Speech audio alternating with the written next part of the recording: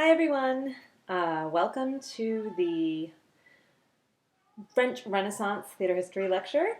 Um, you again will probably hear my family in the background at some point, but I've tried to find the quietest place in my house to hide and do this, so I'm like shoved into my upstairs hallway.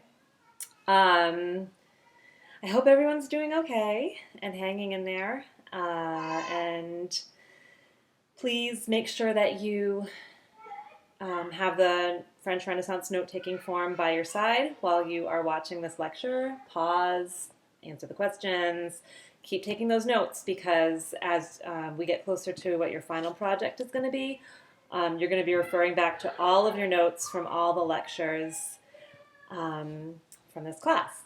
So let's get started on the French Renaissance. Last week we talked about the Italian Renaissance. The French Renaissance started off at a little bit of a slower start. But surprise, surprise, it began with an influence by the classic Greek and Romans.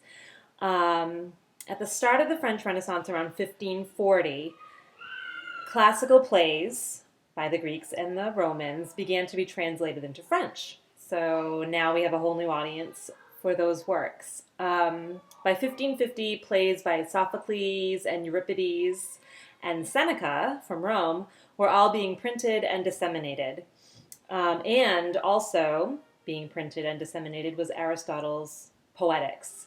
So, and also a lot of Italian Renaissance plays were being translated into French and printed there. So we have all of these influences happening at the beginning of the French Renaissance. And of course it starts to slowly influence. French playwrights began writing their own original pieces that were modeled on the classic plays by the ancient Greeks and the ancient Romans. So they were writing tragedies that emphasized the suffering of characters who were victims of fate, and gave a bunch of really long speeches, but they didn't have a lot of dramatic tension in their tragedies at this time. Their comedies during the French Renaissance resembled the medieval farces. There was still a lot of medieval influence in France. They were slow to let go of that. But by jumping ahead. By 1572, the neoclassical idea had been fully set forth in France. But the French playwrights really weren't into adhering to its rules very strictly. They just kind of took bits and pieces of it, and let go of the rest. Most likely because the medieval influence, the influence from the Middle Ages, was still very much around, and the playwrights were trying to please their audiences rather than immediately adopt these new neoclassical ideals. They were just wanting to please their audience. Sorry, my children have figured out where I am. Some of the... All right, that's... okay. Some of the most characteristic entertainments in France before 1600 were the court festivals, these festivals that were put on for royalty.